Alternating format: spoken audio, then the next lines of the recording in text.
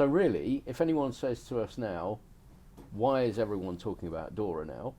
The reason we're talking about it right now is because it's now being enforced.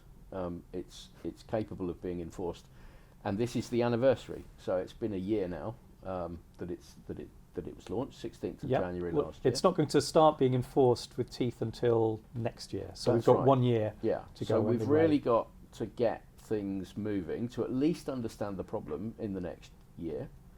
And it's really a regulation or a set of regulations that's going to affect every single part of the organisation.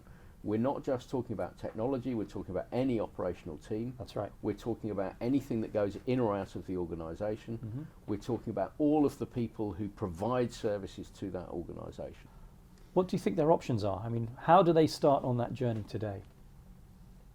So I think, from a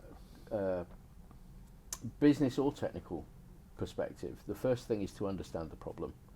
And understanding the problem is really understanding a little bit more about the regulation and what it's going to touch for you, understanding what it is you have today, and understanding then the differences, the gaps between those two things. Yeah.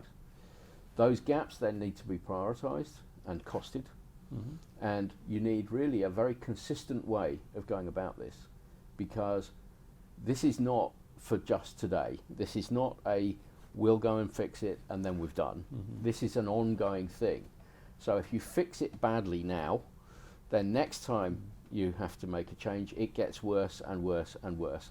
And because it is absolutely across the whole organisation, if you want to change some of the things you've already done, it's going to be incredibly expensive. It's going to change working culture, it's going to change the systems, it might change the vendors that you're using for things.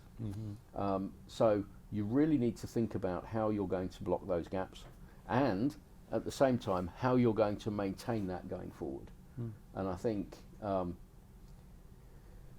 more than almost any other regulation I can think of, it affects a much broader part of the organisation. So you need to get all of those stakeholders involved